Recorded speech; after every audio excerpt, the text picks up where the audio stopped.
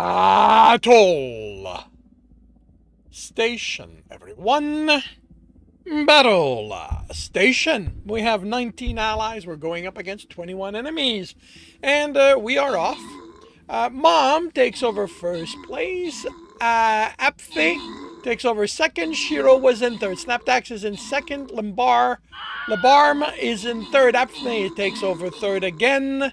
Mom is in first. Snaptax is in second. Apfe is in third. Mom has killed an epic. And I believe we're done. There we go. We've won.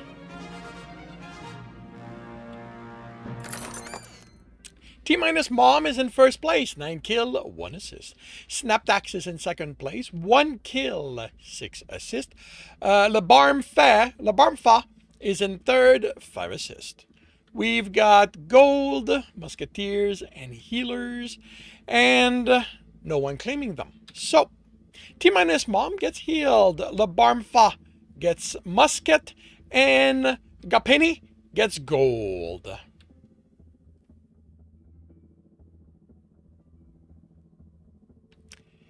And we move on to a very hard battle on the way to a gold chest. And let's see. I need to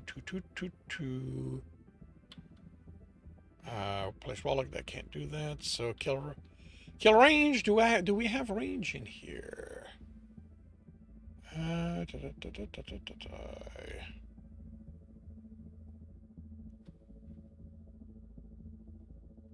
That is range. That is literally the only... Oh, wait, no, there's a... Okay, so let's go with that. Let's give you this.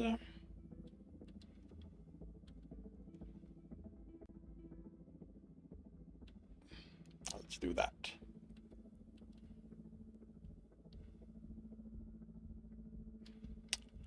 It is past 8 a.m. Time for me to visit the shop. Let's check the quest just in case. Okay, the shop where Lancers get purchased. I am above 20k. I get a refresh. I have Lancers here. I am above 25. I get another refresh. And that is that. So, half an hour to see how this turns out. And now to visit the viewer side shop, where Lancers also get purchased. I am above 50k. I get a refresh. I am above 55 again, so that's another refresh. And that is that. And good morning, everyone. Good morning and welcome to Tuesday. Second day of the work week for those of us who work under that schedule. I hope you've had a good start to the week. I hope you are energized for the rest of it.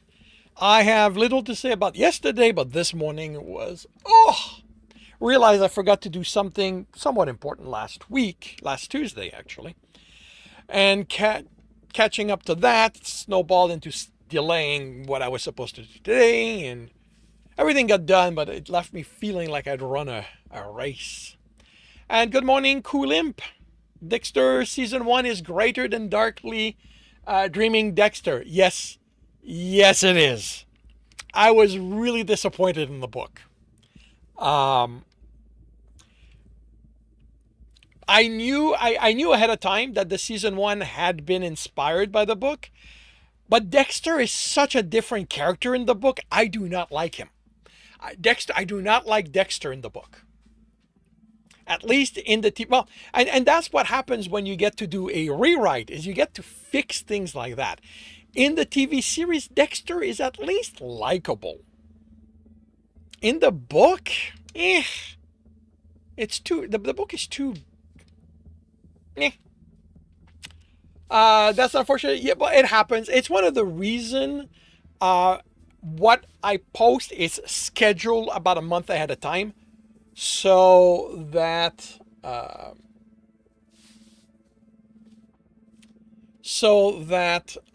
have time to fix stuff like this. You don't mind the book, Dexter, but LaGuardia Lindsay did her dirty. Well, the thing is, Lindsay didn't do her dirty. That Lindsay is who created the character. That was their intent for her, and the series kind of adjusted that. Likeable in the same way your creepy neighbor is likable for not speaking to you regularly. Yeah, it's just, yeah. Me. Alrighty, well, this morning is going to be busy. It is read and correct. So yeah. So I need to take care of that before I can do a lot of talking. Where's my cursor? There's my cursor. All right, so for those who are new to this is when I read chapters from my books and correct them as I go. Because I record these while I'm doing this, I will be ignoring the chat, and should a chapter run long, the stream or the battle will be delayed. To minimize the chances of that happening, I will start now. Actually, no, I'm going to fix something. Because if I don't do that now, it's going to come back to haunt me. Now, I will start now by confirming the microphone is on, turning off desktop audio. I will confirm I'm on the correct screen. I have the correct image up. I am starting the recording, and I will see you all on the other side.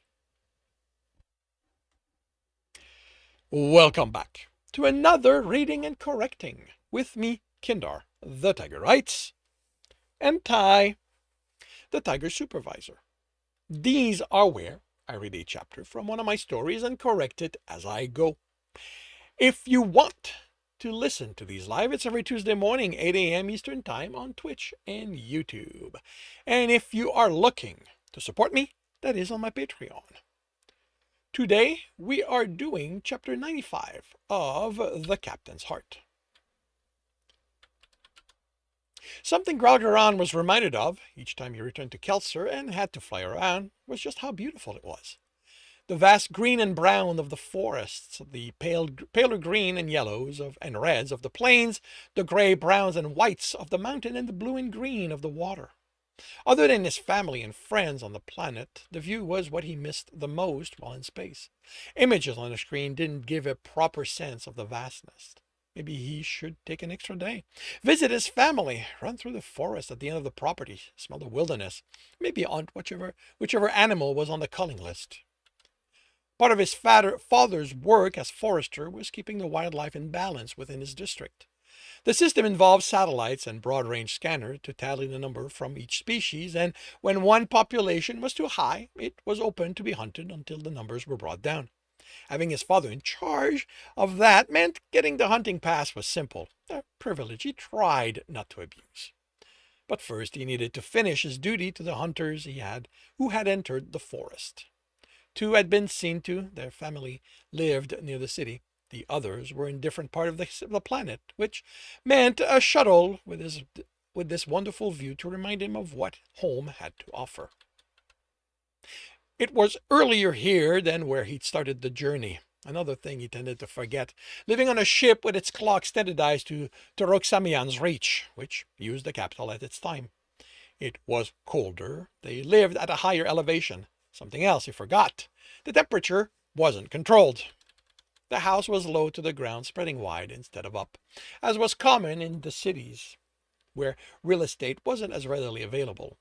His parents' house was similar, although they had a second story. The house had been a working home for generations, and the ground floor had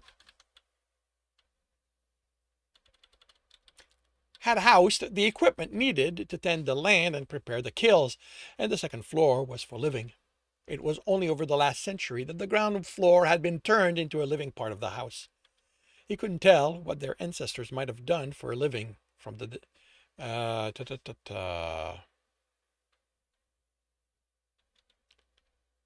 design of this home.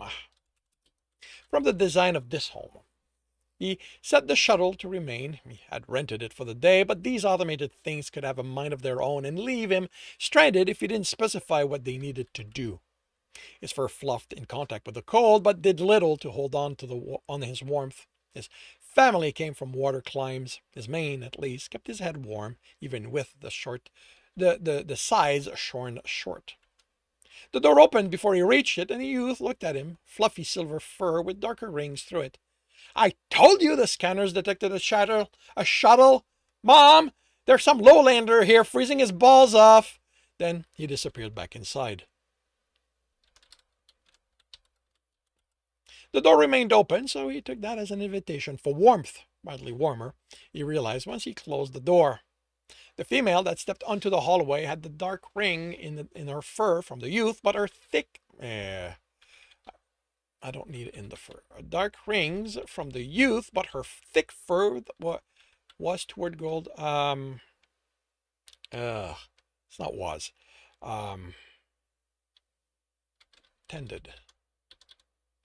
Tended towards gold.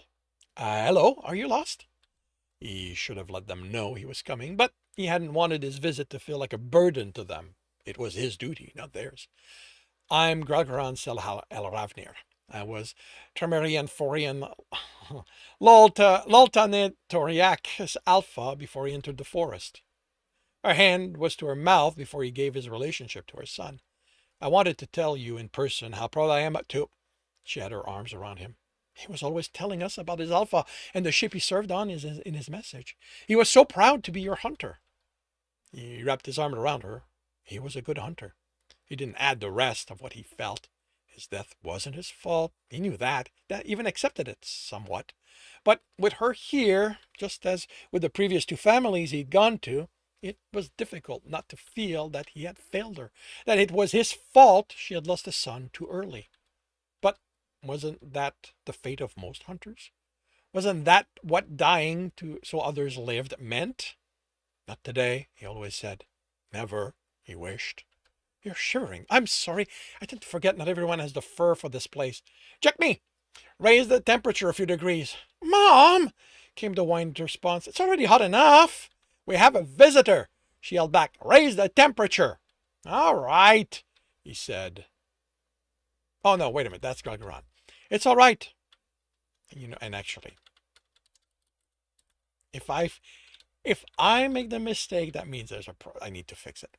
I won't be here long enough to feel it. Nonsense, she replied, pulling him deeper. I want you to tell me everything that my tram got up to. With a chuckle, he let her guide him. He doubted he'd be able to make the exploit as entertaining as his betas would have, but Gargaran had read the Seven Hunters' files thoroughly in preparation for these visits. Thank you again for taking the time to come to see us, the male said. The hunter's father, her Chrysarik, had been too overcome with emotions to see him out.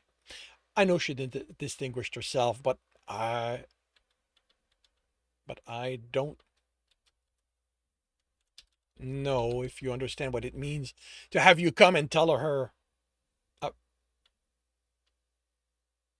and tell us about her yourself. You deserve to know the detail of what she did as my hunter. It was my privilege to recount her story. He couldn't squash the surprise that the shuttle was still there. He'd realized partway through telling them of his daughter's actions that he'd forgotten to set it to stay. The day had been draining, and a mid-afternoon sun didn't match how he felt, how long it had been. He much preferred the set time of space. He got in the shuttle and set it to return to Turuxamian's reach. He was too tired to consider visiting his parents.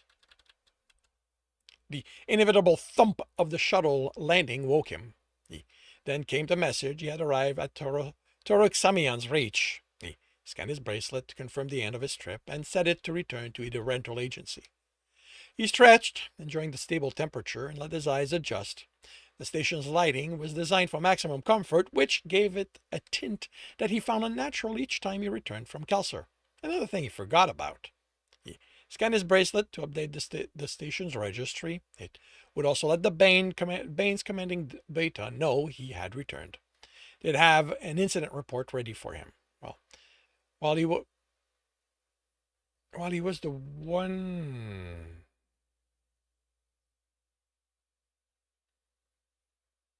Okay, that would be a different. Well, he was the one who had assigned the command duties.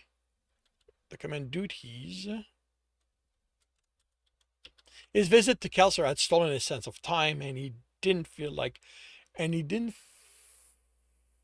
and he didn't what? And he didn't feel like rare feeling of not knowing when he, and he didn't like,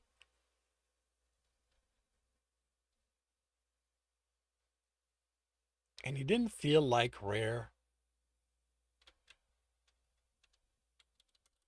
and he didn't like that rare feeling of not knowing when he was. Sleeping on the shuttle had done little to chase away the tiredness of the day, so the couple walking in this direction was much closer than they should be when he recognized them. Mother? Father? What are you doing here? What does it look like? His father replied before hugging him. We knew you weren't going to visit, his mother said, since you didn't contact us, so we decided to visit you. I thought about it, but I didn't want to disturb you, and after visiting the hunter's family, I was too tired. She hugged him. He stared at his father's mane. It was streaked with more gray than his last visit. They were treatment to keep their fur young looking, but his father had no use for them. These, he loved to say, pointing to the streaks, are marks that I've lived the life Torexamians wanted for me. It was also a reminder that time passed. They weren't so old that he had to be afraid of either of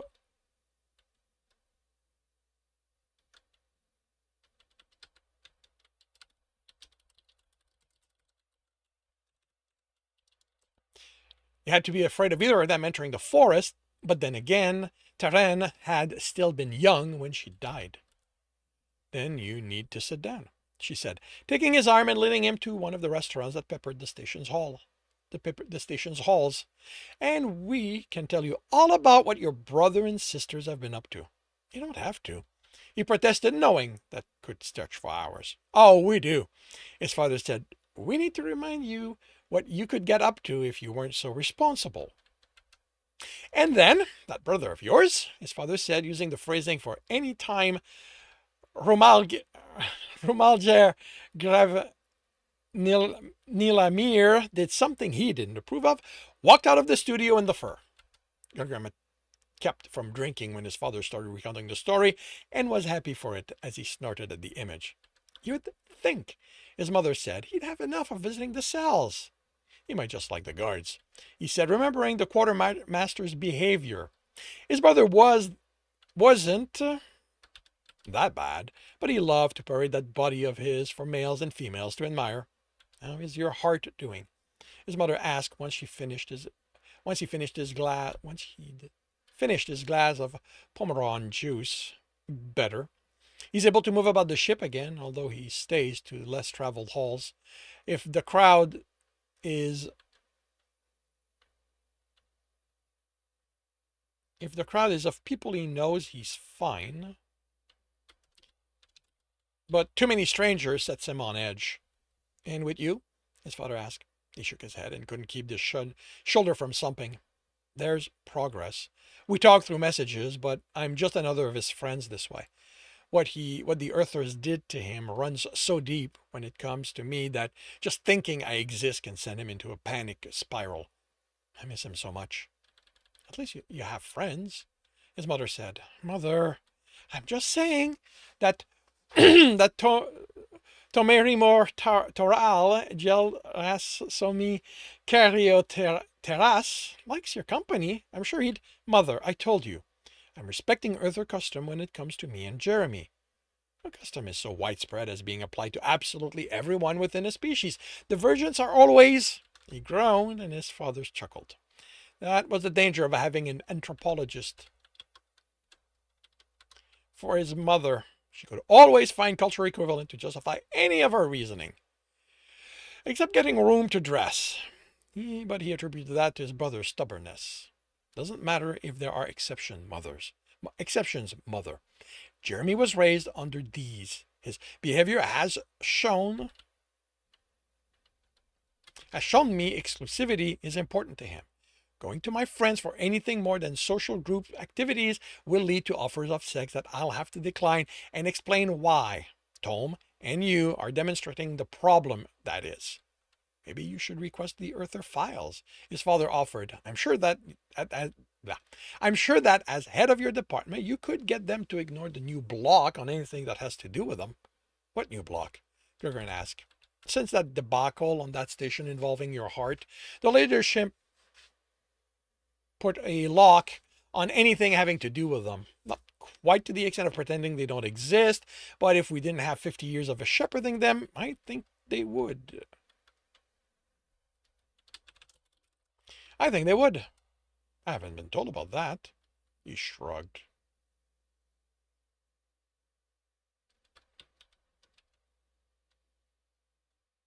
She shrugged. Neither have we, officially. I was filing paperwork to get access to the files when I was told they were now completely off limit to any civilians, his mother said. Gargaran couldn't think of why the leadership had decided to basically act like they'd never made contact. He'd check with Tom. Someone in the back rooms had to know something about it. His father placed a hand on his. When he is over this, I want a call from both of you. I want a chance to speak with the male who can get that I'll tumble in every guy's bed to come across son of mine to be willing to hold out on everyone for him. Gurgren groaned at the old familiar nickname he'd earned within weeks of becoming sexually active, but promised his father he would. And that concludes chapter 95 of The Captain's Heart. If you are enjoying this, please leave a like. If you want to know when the next chapter will be up, subscribe and hit the bell. If you want to read this story, it is available on Ream Story. And if you are looking to listen to these live, it's every Tuesday morning, 8 a.m. Eastern Time on Twitch and YouTube. Links are in the notes. And with that, I shall wish you a good day.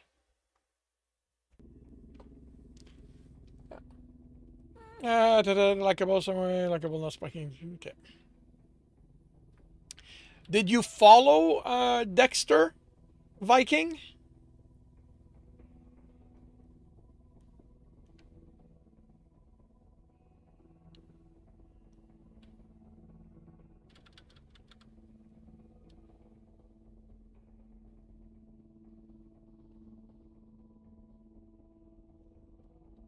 I need to put that on PDF.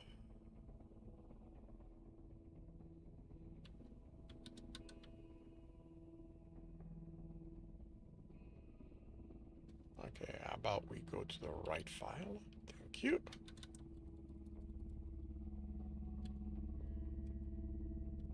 Watch the whole thing. Once upon a time, final season was so objectively bad, you've bleached your brain of it. Yeah, the last final season was not great. The ending specifically wasn't good. I didn't like it, but yeah. That really stands out. Is that icon? Iconic surprise, motherfucker. Right.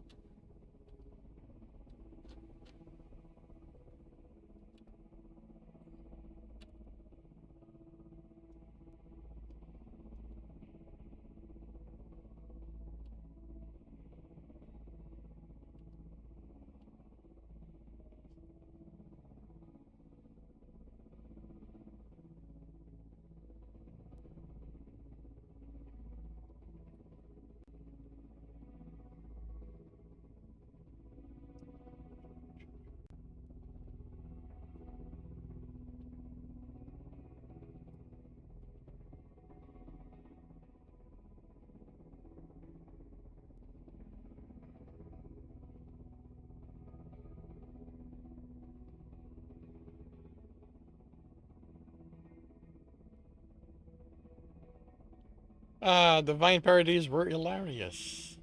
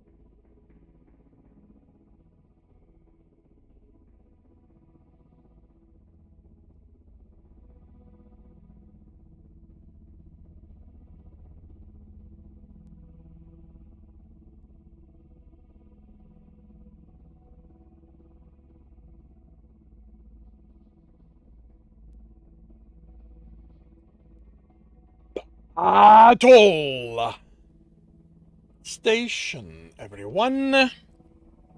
Battle Station. We have 55 allies. We're going up against 26 enemies, and we are off. Let's see. Ennui Jen is in first place. Wayfline is in second. Melody Butt is in third.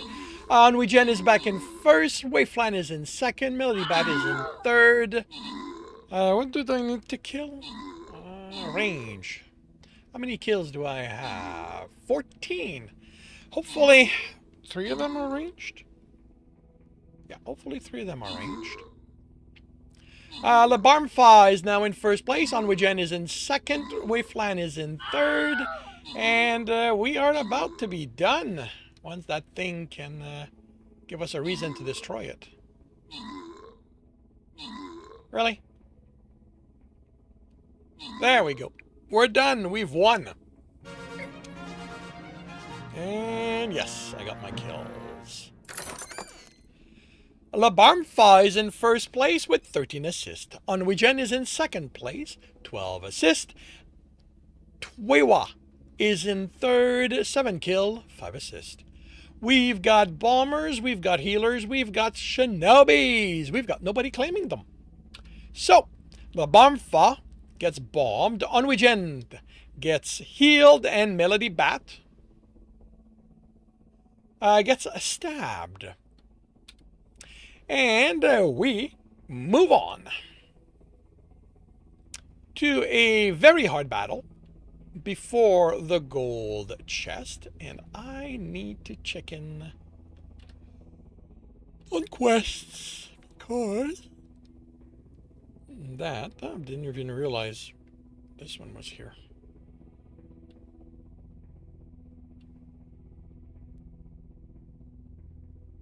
3 and 4. So this one's going to happen by itself. So, alrighty. Back here, and I just want kills. So let's see. Do we have anything for puppy ticket? No. Okay. How about you? How about you? Aha!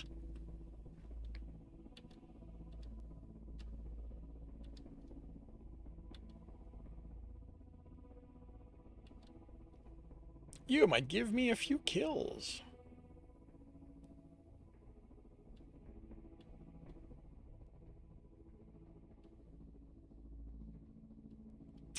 Alrighty. Half an hour to see how this turns out. And I will...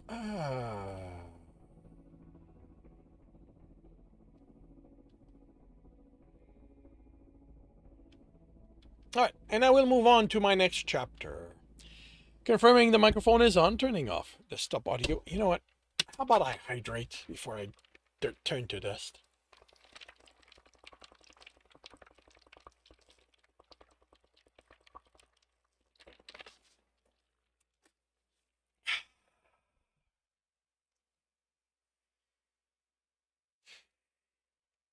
Where was I? Desktop has been turned off. I'm on the correct screen. I have the correct image up. I am starting the recording, and I'll see you all on the other side. Welcome back to another reading and correcting with me, Kindar, the Tiger Writes, and Ty, the Tiger Supervisor. These are where I read a chapter from one of my stories and correct it as I go. If you want to listen to these live, it's every Tuesday morning, 8 a.m. Eastern Time on Twitch and YouTube. And if you are looking to support me, that is on my Patreon. Today, we are doing chapter 96 of The Captain's Heart. How was the trip? Productive. Ran into an old friend when I landed, but work kept us from catching up. Hopefully next time we're back here, why not just go back down? The ship isn't leaving for another day. Too much to do until then. How was your day? Met someone new. He uses my weight machine. Really? He's no good at fighting, so he prefers that way. That to always ending up on the mat. He needs better partners. Who you're training with is supposed to push you, not just beat you.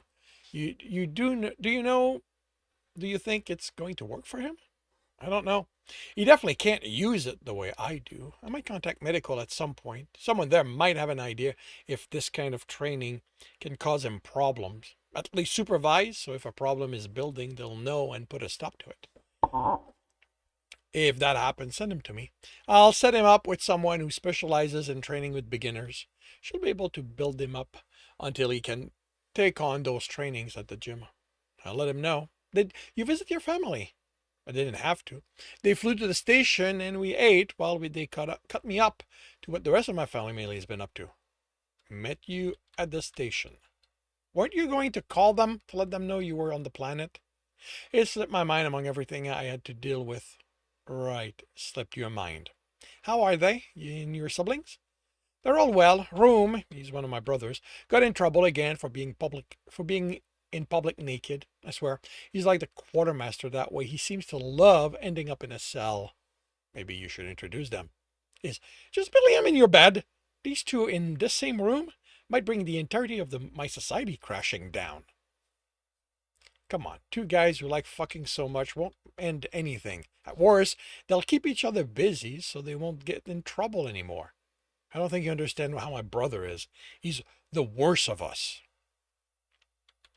Gurgan managed to hold the fear as an image of him, naked, hard, approaching to use him, turn him into his thing, surfaced. When he had enough control to tap again, he changed the subject. How many siblings do you have? 3 brothers, 4 sisters. That's a lot. Is it? 6 to 9 is the range for most families who can afford it. Not sure how financial instability affects family size. Humans tend to have 2 or 3 kids at most. Don't you have 2 brothers and 1 sister? My family's slightly larger than most. I think my dad compensated for being an only child. Have you thought about writing them? I did. But what's the point? It isn't like whatever I say will reach them. It might. There are channel we can try. The Federation considers family important, just like we do. It's not about what Calcerians or the Federation care about. That would be It's about what humans did to me. I don't think that's going to make them inclined to have anything of mine reach wherever it's going. It can't be each and every Earther who feels like that about you. Even among the Earthers in charge, there has to be one who cares more about what family means than whatever threat they feel you are. And even if it can't reach them, writing it will get how you feel out of your system. It's worked before. I'll think about it. Can we talk later? I have to get ready for my shift and then figure out what I'm doing tomorrow, since it's a rest day for my team. Hang out with friends? I don't want to take them away from their family on the one day they have to dedicate to them. I'll figure something out. When his friend didn't reply, Jeremy put the tablet away and headed for the shower. Jeremy dropped on the bed out of exhaustion. When Xiliana Karan de Baron had warned him that being friendlier wouldn't change how he treated him during their shift, Jeremy had expected that to mean he wouldn't be treated better or worse. Today, the engineer, his supposedly friend, had run him ragged. He'd sent him to fix one problem after another behind the walls, like there was no one else available. 6 of the 14 systems he'd had to repair he hadn't even known about until he pulled up this information on them. Of course, because of the lack of standards in their component and because a technician didn't bother the engineer needlessly, Jeremy had to take the damaged parts, scan them, figure out how they failed, then build the print for them and hope he'd done it correctly.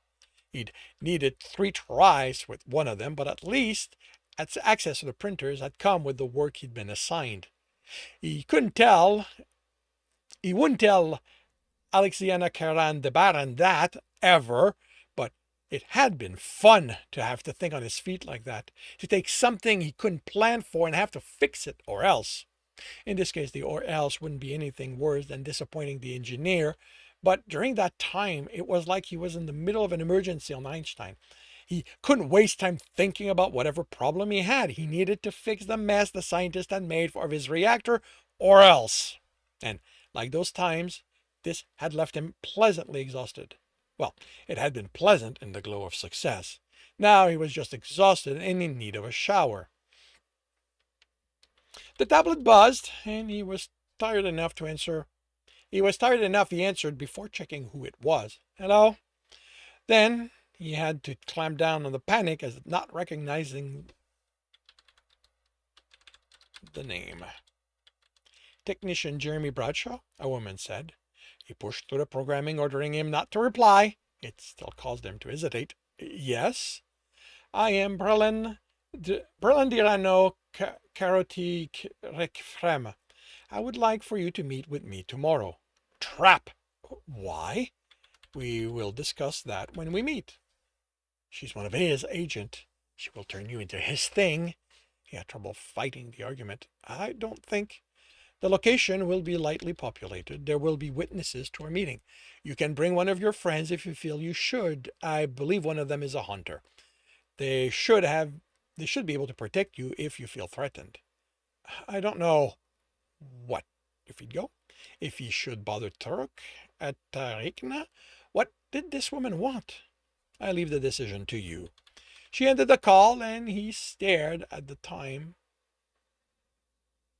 at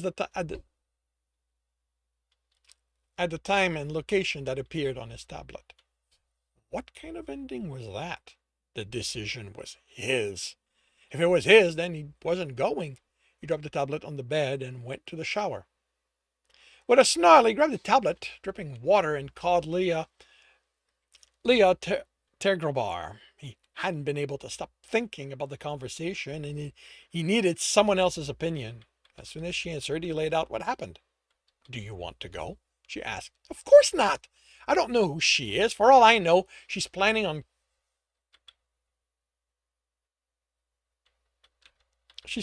cutting me apart and feeding me to him.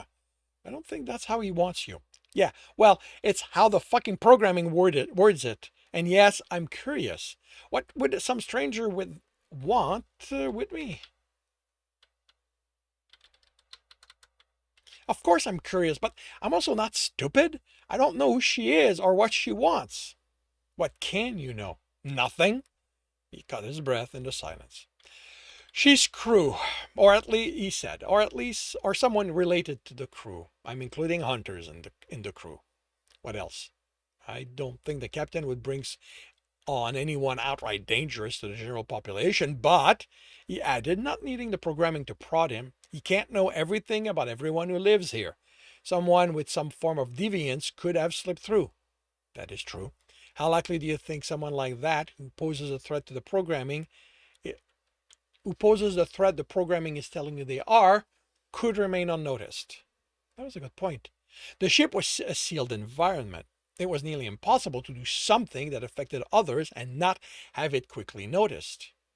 She could be someone who just joined. Also true. She has left the decision in your hands. That means she won't be in a position to object if you decide not to go. But then I won't know what this is about. Also true. You suck as a psychologist, you know that? She chuckled. You called me at home. Sorry. Don't be. But even if we were in my office, you know I won't make the decision for you. You need to evaluate the situation.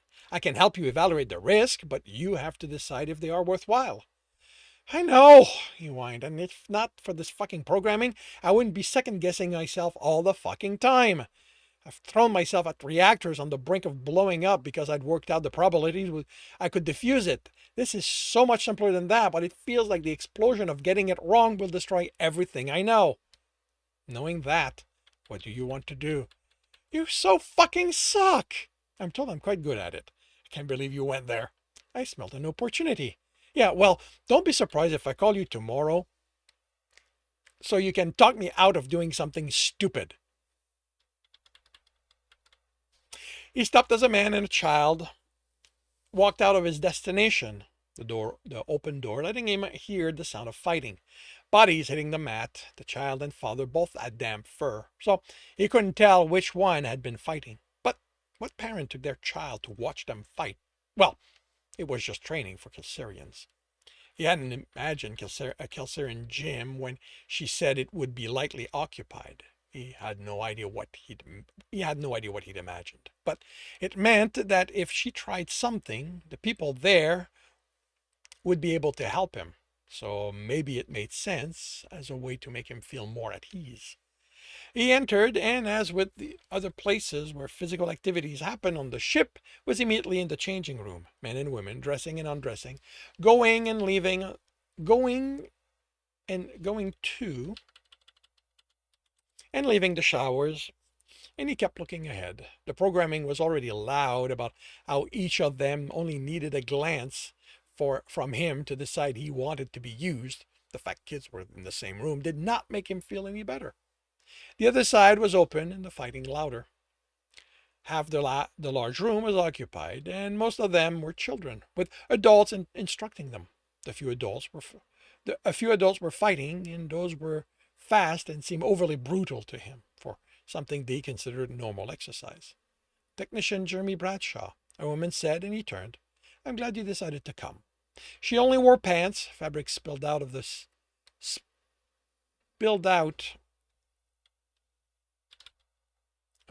seat. Actually, no. Of the seat.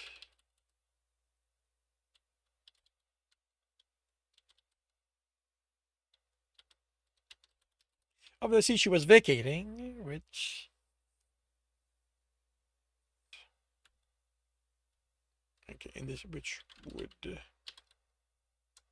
which would be her vest. It's not like I'd find out what this is about otherwise. She was only slightly taller than him.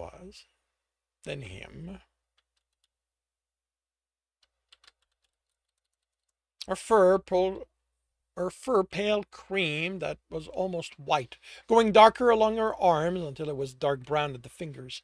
The same dark brown around her blue eyes, short muzzle, and her ears. The 6 mats on either side of the one she stepped on weren't in use. It was good and bad. The lack of close crowd made him feel at ease, but it also gave her time to do something to him before anyone could reach them. Then she could flee to where? She motioned for him to approach, and he stepped on her mat. At twice his height in diameter, he had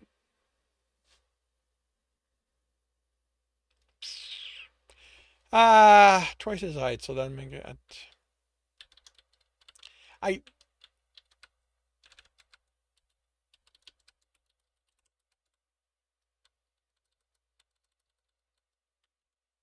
I don't know why I defaulted to him using his body as a frame of reference, since they have actual measurements in this world.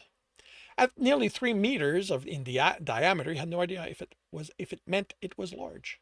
So he asked, "What is this about?" Out of the corner of his eyes, children were pointing in their direction, but the adults setting them back to the fights. "Show me your hands." He narrowed his eyes, and she motioned for him to hurry. With a sigh, he raised them. She took one in hers, turned it, studied it, then repeated with the other. They might not work. She whispered. Before he could ask, she pulled something from behind her and presented it to him. Put those on.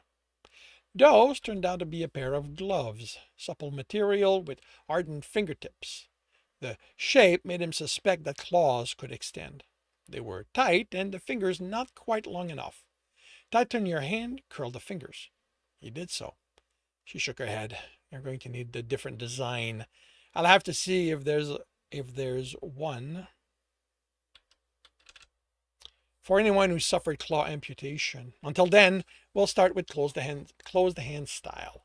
She closed her hands and fist and raised them. Danger. No.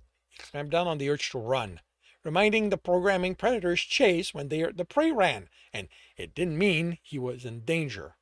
He still backed to the end of the mat. I don't exercise this way. I have my weight machine. This isn't about exercising.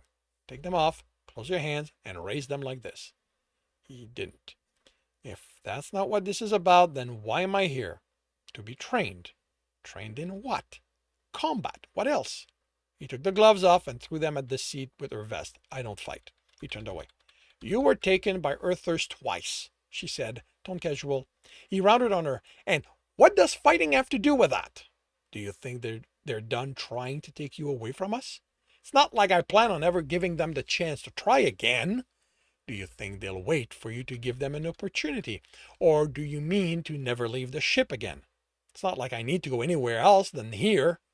What about when your friends go on the station? When they ask you to come with them because they want to enjoy your company, show you sights they believe you'll enjoy seeing, new experiences. I'm not going to be alone then. You weren't alone the last time. He closed his eyes and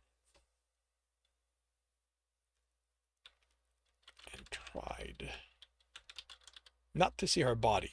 That's not fair. I've been asked by those who care about you to ensure it never happens again.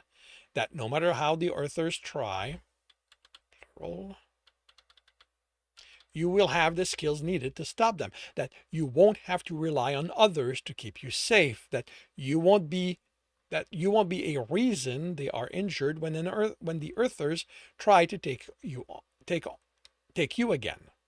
He kept from thinking of who was included in those who cared. Now, close your hands and raise them as I have.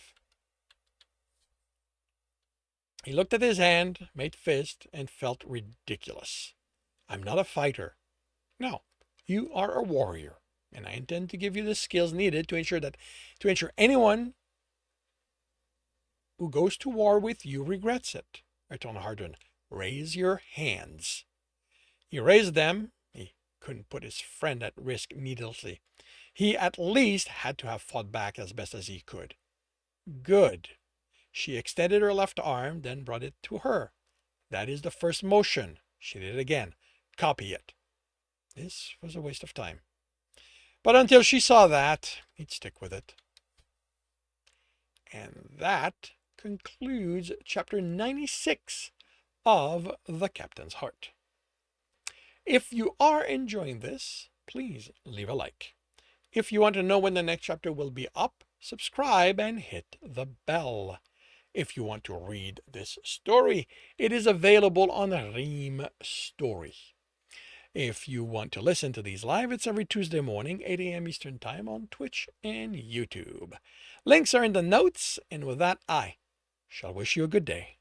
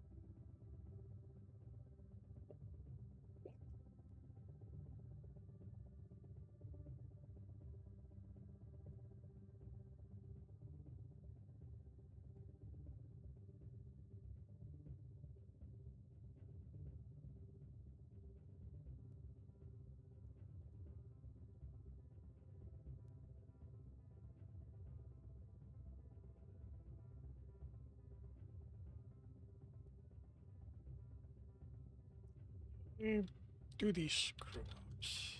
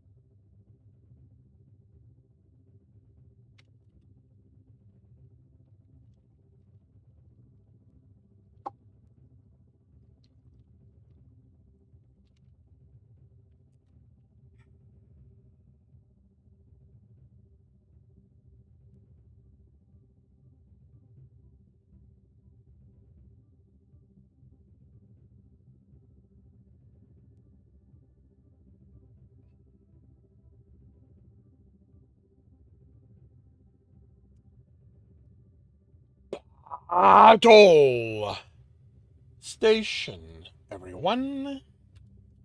Battle station. We have 75 allies. We're going up against 63 enemies, and we are off. Can I kill stuff? Come on, people. Let me kill stuff.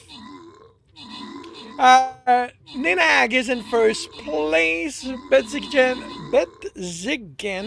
is in second. Crew Chief is in third. I don't think I killed anything.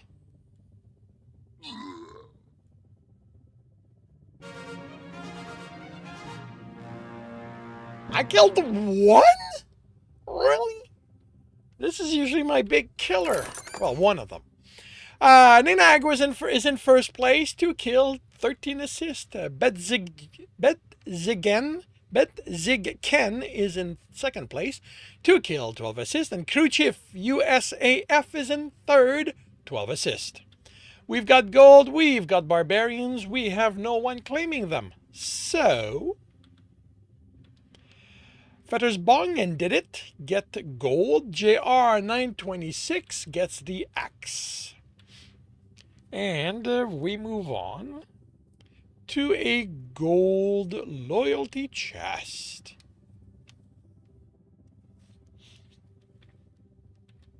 Alright, so... yeah, we're going to go with that instead.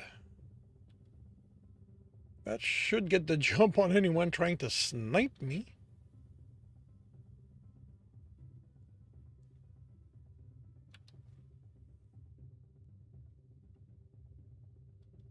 Really? Who the hell is stealing my spots? I'm the captain here.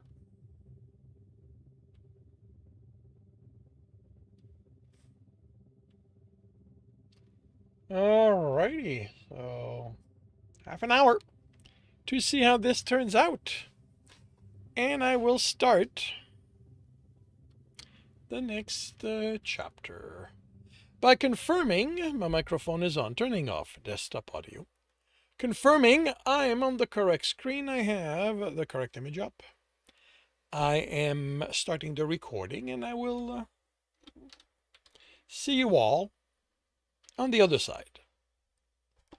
Welcome back to another reading and correcting with me, Kindar, the Tigerites, and Ty, the Tiger Supervisor.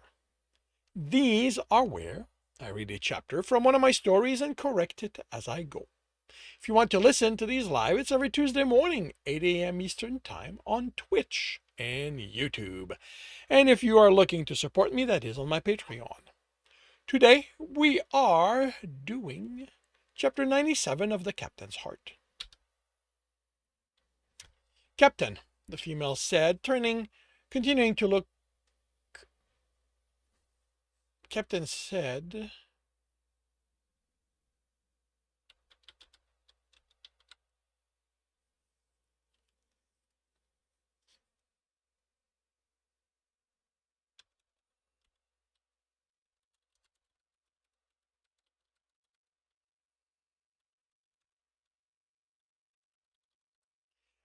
Captain, the female said, as over the comm as he continued to look over the tallies for what they'd taken on while at Turek Samian's reach. When,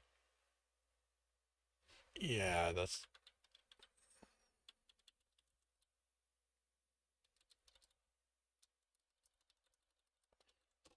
There's a civilian here asking to speak with you.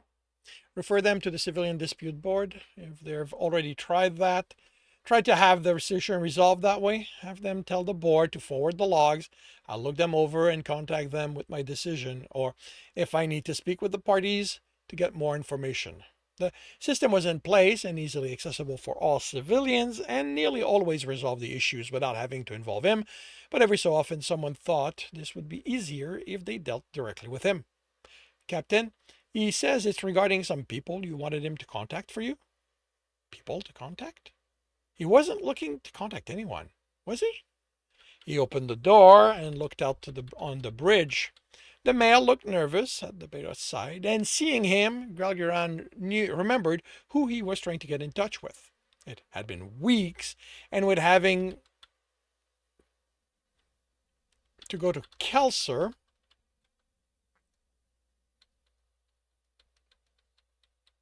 and now making sure no one tried to take it, had tried to overcharge him.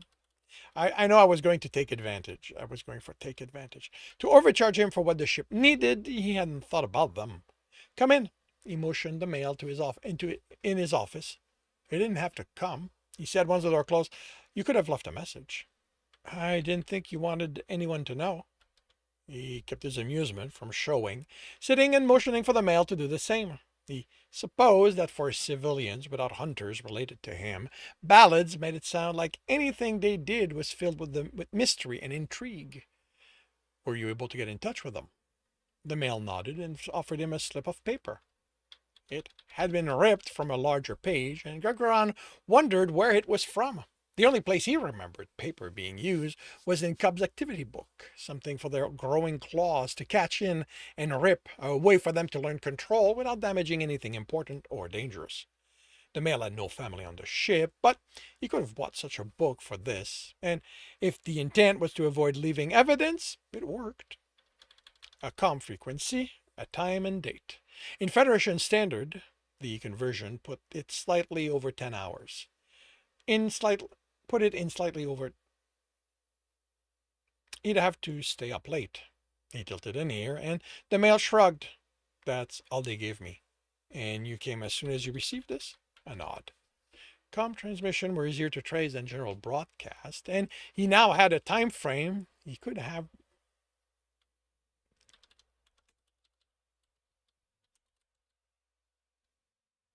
A time frame for the pack to search, as well as the receiving point. The Earther broadcast might have revealed their location, if that was what he was after. Thank you. Your help is appreciated. You're not going to tell anyone I helped, right? I helped you, right? Now he chuckled. I won't. But you don't have to worry. Nothing you did in helping me is illegal. The nod was too hurried to be belief. He couldn't do anything about that, but he had to wonder just what kind of ballad the male had built around their interaction. You can go. He was out of the office so fast, Gagran was surprised the bridged beta didn't come in asking what this had been about. He returned to his tallies. He still had work to do. He sat in the office in his apartment, a tall glass of Humstrom barely touched, as he set his comm to the frequency and sent the ready ping. Only comms set to wait for it would react. He couldn't know if the Earthers were waiting, but it didn't hurt to send it. At the time indicated, this comm informed him of a contact, and he accepted it. The earther was male. The beard, as Jeremy identified it, indicated that. He wasn't any of the three males he'd seen in the broadcast. He leaned back in the chair and smiled. Captain Gralgaran Selhelravnir. You can't imagine how surprised I was when my friend on your ship said you wanted to talk with me. Sorry for the delay. I had to make sure this wasn't another attempt to find us by people who don't particularly like what we do. The Earther spoke Federalized, so they'd have a common language, but Grudgrins responded in the male's language. And how may I address you? He couldn't tell if the surprise was over being asked for a name or that he spoke Earther. The smile returned. Call me Tommy. Just Tommy will be fine, he said in Earther. Earthers didn't have the same social rules about name. He reminded himself. It still made responding harder. Thank you for contacting me, Tommy. He kept his ears straight and didn't show the embarrassment he felt at addressing a stranger by so short a name. To speak with an illustrious person like you, the privilege is mine. The expression became serious. Tell me, how is your art doing? My friend doesn't get to see a lot of him now that he's working. He felt the irritation that a stranger was asking about his art after having one of the crew spy on him. This was going to be an exchange of information, so he'd have to share something to get something. He's making progress. He's socializing among the crew with only the rare incident now. And you and him? Gagaran locked his face into a neutral mask to keep the stab of pain from showing. I guess that's none of my business, the smile returned. Well, you wanted to talk with me. How can I help you? I've listened to your broadcasts. I figured that was how you were aware of us. On top of having information about what happened to Jeremy you shouldn't have been able to get. The smile didn't change, but Tommy, the Earther, gave a slight nod of acknowledgement. You've been giving news about what takes place on Earth and some of the decisions the Earth government has made. That's easily available to anyone willing to dig and knows the hands to shake. When relating to what was done to Jeremy, your broadcast commented on the technology involved, referring to involvement of Earther military. I'd like to know everything you know about that involvement. The small faltered, then fell. Fuck. He ran a hair over his face, sighed. Going to be upfront with you. My plan was to get as much out of you before answering your questions. You have no idea what it would be due to our cause to have an update directly from the famous Galgaran Selhelravnir. But I can't help you. I don't know how the military is involved in this. He didn't have the skills to tell if he was lying, and none of his betters had the familiarity with Earthers needed to read the details of their face to tell. You said you were planning on pumping me for information before telling me what you knew. Yes, but you are not someone I want angry at me. You have far too many successful hunts. I don't trust how well we're hidden to keep us safe if you decide you need to find us. Then how do you even know that? It's all we were able to get. Which implied a source of information, someone or something, with the potential to have more. Could he get the mail to reveal it to him? You spoke of a cause. The information from me would help. Anyone and everyone broadcasting information to the masses does it with a cause in mind. And what is your cause? The smile returned. Captain, with all due respect, we are nowhere near friendly enough for me to talk about that, even on a frequency.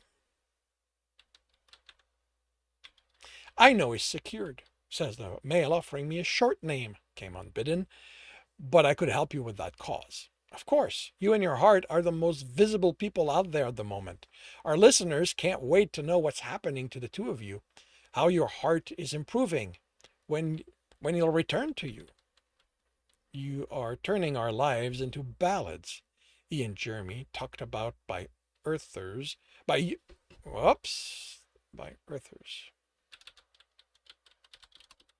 Who were exiled from their people. Gregorian was confident he knew what cause this man fought for. No, not at all. We report what takes place. We don't embellish or alter. We tell them as it was told to us. It's just that we have to rely on second and third hand source for a lot of the information we get. Having someone directly involved speaking with us, that's priceless. I would settle for your source regarding the military enforcement.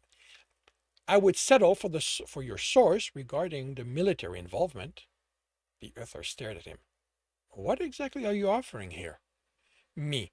A direct line to what is happening to me and Jeremy. I'll even discuss non-sensitive subjects as they relate to my ship and my people, if you want, in exchange for your source. I can't, the male swallowed. I can't promise that. The man I'm in contact with, he doesn't talk with a lot of people. In fact, I've never talked to him. He contacts us once in a while with something, not often something we can use, but usually relating to a broadcast we made. So I know he listens. The best I can do is try to get him to contact me so I can tell him you want to talk with him, but I can't promise he'll be willing. Gregory nodded and considered. I'll grant you one interview just for the attempt. I'll answer questions about me, what is happening to Jeremy, and some questions about my ship. Just for me to try and get him to speak to you? You say he listens. Maybe hearing me will give him a sense of who I am, make him inclined to speak with me. The excitement built. I'm going to need time to set things up. I need to work out who will interview. I need to make sure the frequency can't be hacked for the duration. Oh, this is going to be so good. You have no idea. I'll have my friend tell you when. The call ended before Gregorian could speak. He sighed. So much for not involving the male in this any further. There's no doubt about it anymore, Tom exclaimed, throwing his arm up. You have taken residence in just Billiam's bed. The beta in his office looked amused at the outburst, or simply at Tom's presence. Gregorian hadn't invited his friend, but Tom, being Tom, hadn't let that stop him. He was determined to be involved in parts of his life he might not belong in. I'm with the pilot, Alpha. Patrick's Jezbil said. And you didn't know, Zerfield said. She's your namesake, after all. The male rolled his eyes. We don't know what the Earthers want.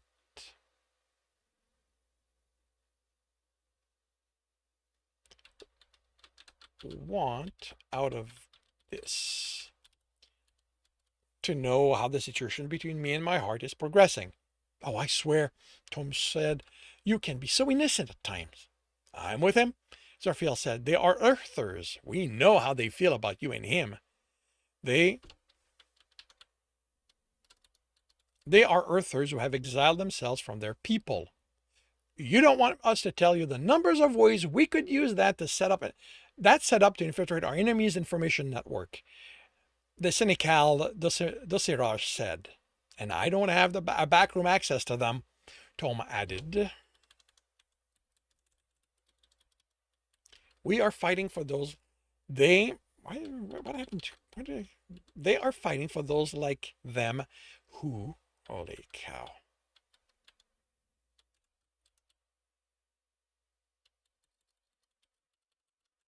Love people of the same gender. That's just what they tell you. Tom exclaimed. He didn't. When I asked, he refused to tell me. I worked it out. Okay, that puts me more on your side, Zerfield said. But I still don't like this. The Senecal Dosserar is right. Passing ourselves off as rebels would be one of the first things we did if we needed information from enemy forces. I didn't promise to answer any and every question they ask. And what's to keep them from editing every question they ask? What's to keep them from editing your answers so you say whatever they want? Tom demanded. Our version of the recording. Patrick Jezbil answered. Once a contradicting recording is made, they negate each other. It's why no one bothers with recorded proof of anything, but I'd be more comfortable with your permission to find out where they're hiding. No. Until they reveal themselves to be untrustworthy, we will consider them allies. That means that there will be no investigation in anything relating to them. Am I clear? If at any point I discover you've looked into them, you will have to find a different alpha to serve under. This is why I love having you as my alpha. Zorfiel said, you always make things so easy on me. Good. What else do you want to arrange in preparation for the interview? Oh, Tom said, we are going over what you will and won't even get close to talking about with them. And that concludes chapter 97 of The Captain's Heart. If you are enjoying this, please leave a like. If you want to know when the next chapter will be up, subscribe and hit the bell. If you want to read this story, it is up on Ream Story. And if you want to listen to these live, it's every Tuesday morning, 8 a.m. Eastern Time on Twitch and YouTube. Links are in the notes, and with that, I shall wish you a good day.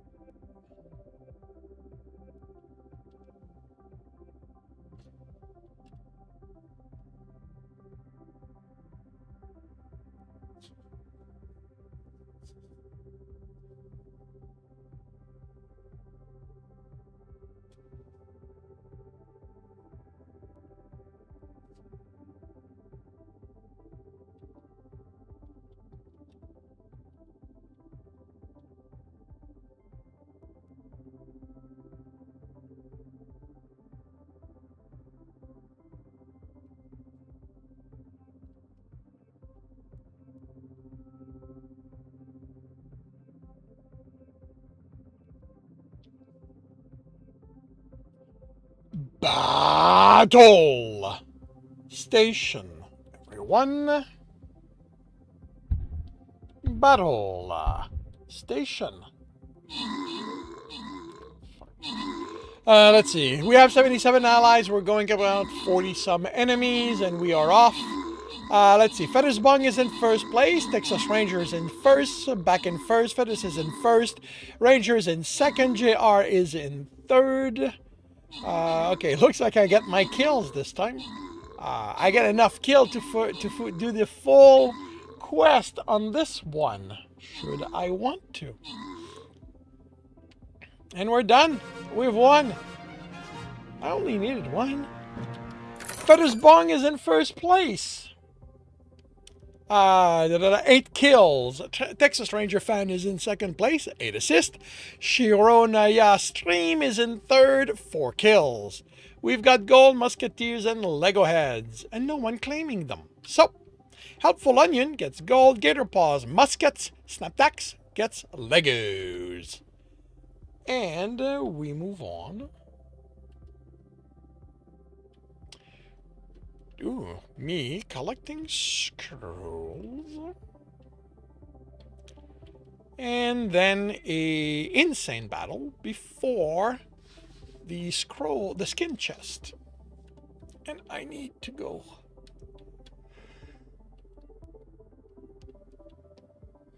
Over that. Confirm. Yep, there we go. And now it's just about getting token. This is the last event, last quest for the event. Wait, is that what I need to put down? No, Warlock is what I need to put down. Because I'm on the wrong...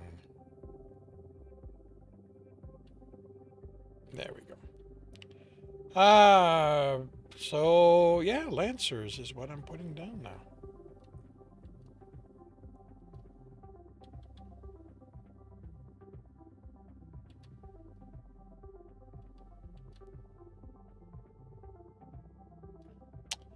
Alrighty. Half an hour to see how this turns out. And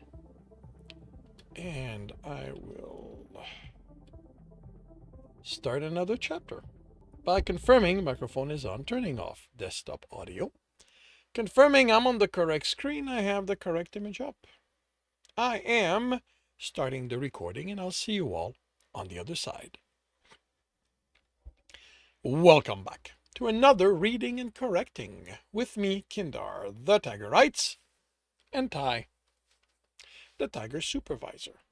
These are where I read a chapter from one of my stories and correct it as I go. If you want to listen to these live, it's every Tuesday morning, 8 a.m. Eastern Time on Twitch and YouTube. And if you are looking to support me, that is on my Patreon.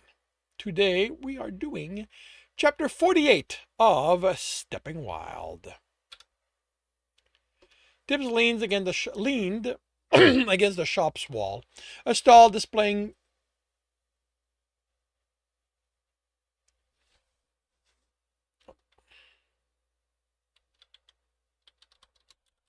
watching a stall displaying sewing tools on one side and one with yarn and on the other, and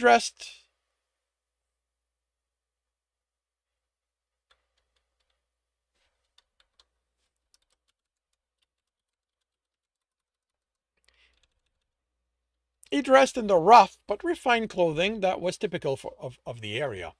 The people here couldn't afford the good fabrics, having to limit themselves to local wool and linens, but being able to pay good seamster made that look better. Carts distributed flowers throughout the large marketplace in preparation for the flower festival, which took place in 3 days. Fleet Fingers would put an appearance to proclaim the Lord Rastmeyer's greatness and distribute more of the noble's wealth. There would be an increase in visitors to the market because of the festival, which meant an increase in guard, and that was part of the reason for picking this place and that time. It was time for more than the citizens and nobles to talk about Fleet Fingers. It was time for the guards to get in on the discussion. And that meant purposely involving them, letting them get close to him, give them a taste of almost catching the notorious thief. He pushed from the wall and joined in the crowd walking through the market. Locating low roof and alleys, unlike most of his previous displays, Tibbs couldn't plan how this one would go. He'd be in the center of the crowd, and with the guards acting, they might decide to help them. So he needed to be familiar with the layout as well as the exits he needed to keep track of as the sea of people changed the field. He bought a handful of candies at a booth and savored them as he played at being nothing more than another local shopper. He moved around booths, haggled with occasional merchant, and walked away defeated. He located the exits from the market, then walked them to lay out how to keep the guards on his tail among the narrow alleys, then when to let them think they'd catch him, and when he'd vanish from their sight and the hunt. For that, he located roofs access that could be used without leaving a trail, or when he needed one to be left so the chase could continue. To help with those, over the following days he hid tools that would explain how he'd climbed a particularly difficult wall. His usual rope easily uncoiled when he reached the roof through the use of essence. A knife fallen between a rain barrel and the wall, which he dropped on reaching the top. Leaving knife marks in the wooden wall would be simple, as would be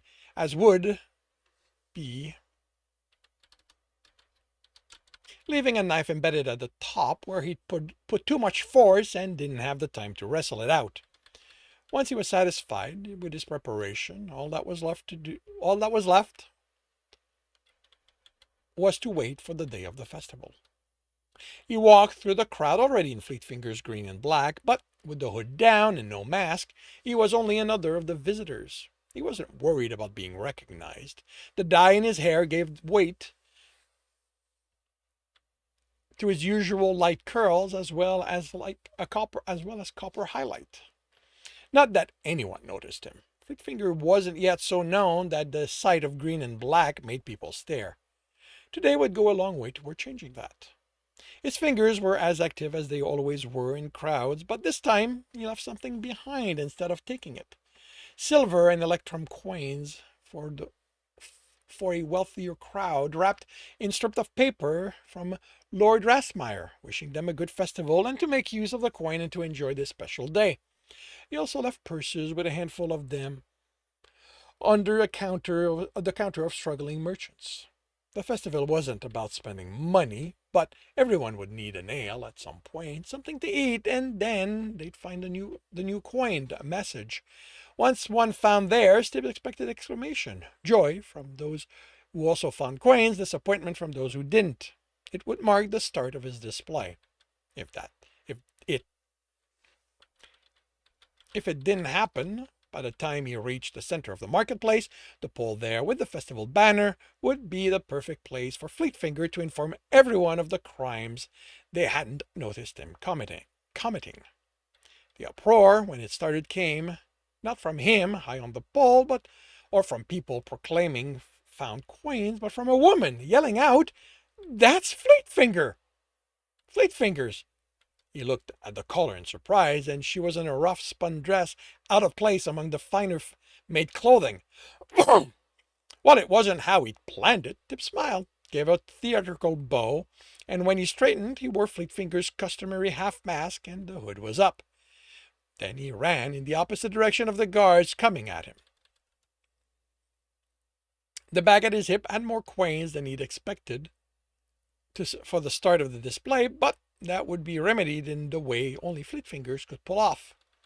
His sense was useless in keeping track of the guards. Too many people, far too many with swords at their hip. Festivals meant dressing up, and the people here did that by having a sword. His sense of metal didn't help him know if those were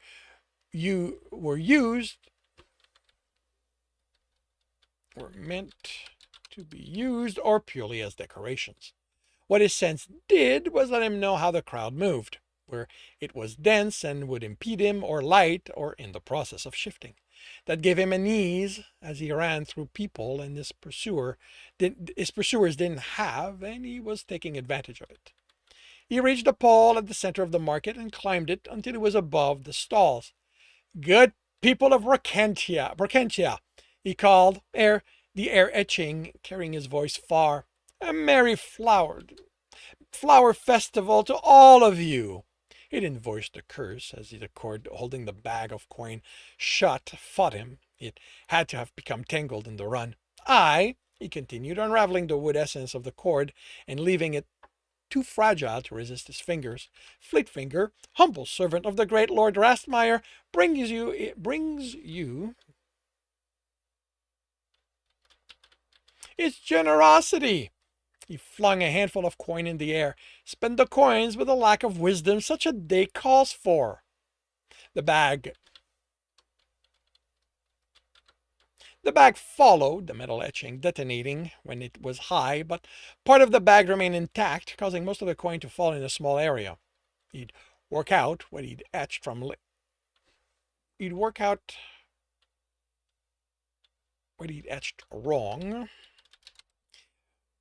later, because that had meant some of the guards wouldn't be obstructed by people rushing to pick up the coins, and they were getting too close. He kicked off the pole and landed among a group who stared at him, too stunned to react. "Fleet Fingers strongly advises you to move. Guard are rarely gentle in the pursuit of their duty, which today Fleet Fingers is the target." A hand on one of the man's shoulder would explain the leap over him. Then he ran towards the opening. Curses came behind him as the guards yelled for him to stop by order of the king, for people to move out of their way by order of the same. A look over his shoulder showed the two of them closer than he wanted. It wouldn't do for them to see him jump to the roof when he needed them to think that Fleet Fingers was nothing more than an idly skilled thief. Air etchings under his feet increased the speed and the distance between them, only to curse under his breath as the crowd ahead shifted, growing too dense for him to make his way through without injuring anyone if he wanted to maintain his lead. An earth etching gave him the traction to turn without losing speed, and he headed for a different alley. It came into view along with the couple engaged in passion among its shadows, the shadows that would have helped him hide his climb up past the knife already planted in the wall near the roof. Another turn had him head towards the center of the market again. The other exit he'd prepared was on the other side. "There!" a guard called, and Tibbs ducked under another grab, wondering where she'd come from. "Not fast enough," he told her, and increased his speed, using etching to nimbly dodge around people too taken in by the action to move out of his way. Past the center of the market, Tibbs realized he had a problem. People were massing by the alley he targeted. No, all of them. The guards were better organized than his previous encounters had led him to believe the city's guard.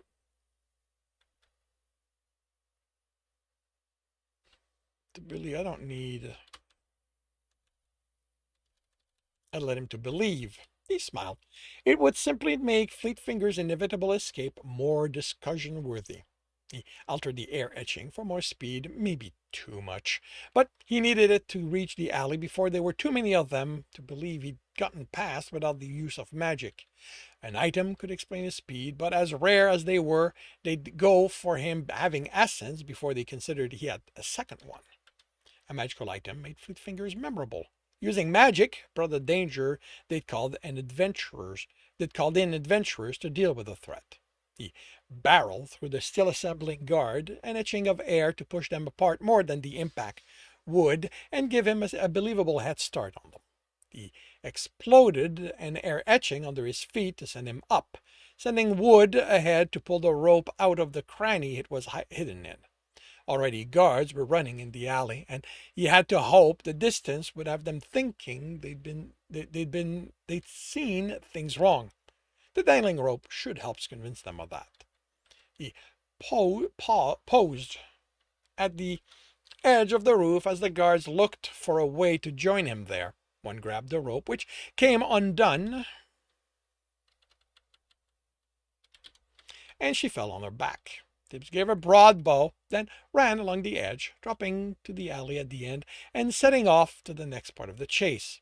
If he wanted the guards to talk about Fleet Fingers, he needed to make sure they had plenty to talk about before he disappeared. The shop that held the fabrics Ern's needed for their clothing was more warehouse against the city wall than shop proper. The caravan gate...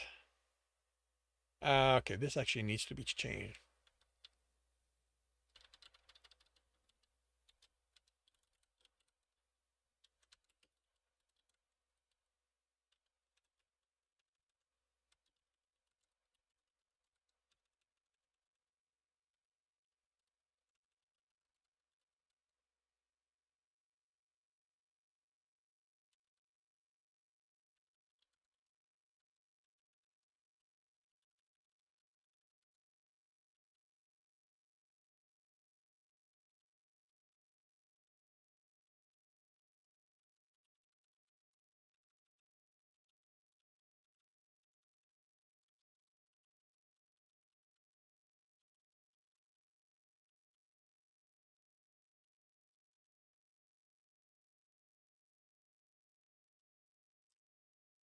The shop that held the fabrics Ern's needed for their clothing was more warehouse against the city wall than shop proper.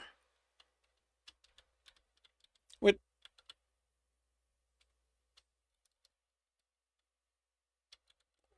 a large door through it, make bringing in bolts from the caravan easier. It was one of many warehouses in the neighborhood, but only one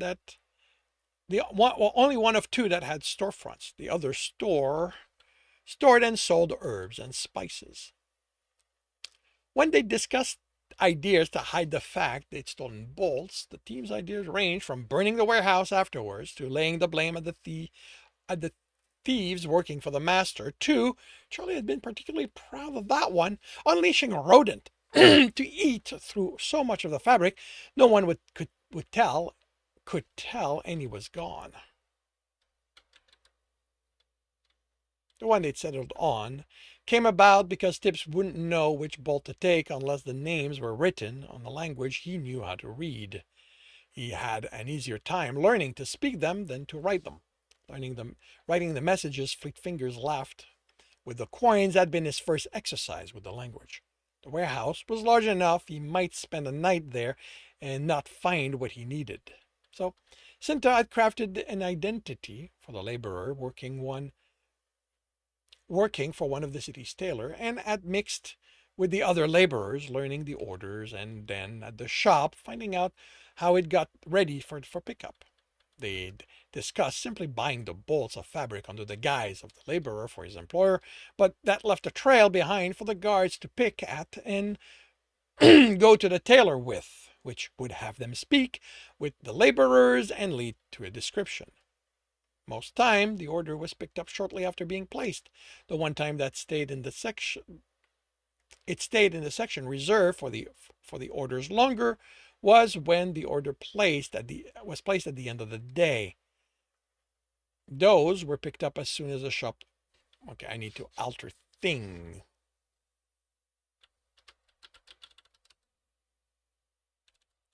Those were usually picked up as soon as the shop opened, but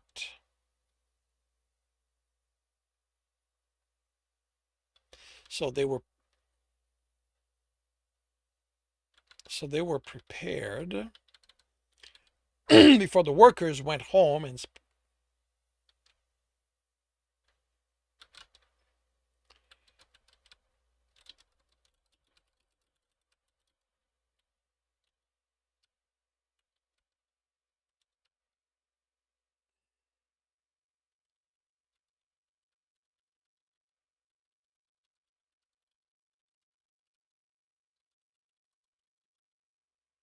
but they could remain there if the teller was delayed in having them collected.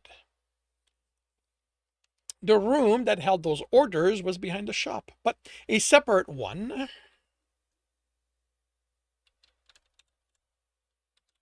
from the warehouse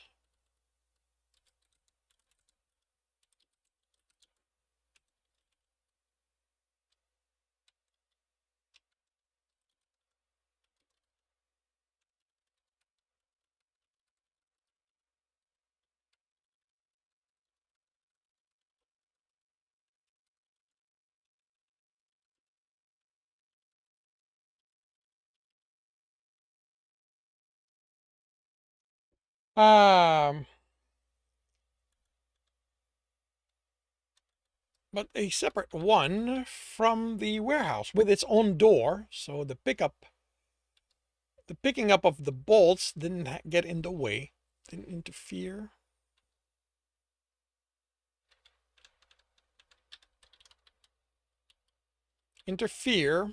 With the shop's business. As with the surrounding buildings, the walls and roofs were wood. The windows were high, but not out of Tibbs's reach. They had settled on water damage to hide the theft because it didn't come with the danger of the fire represented. Was more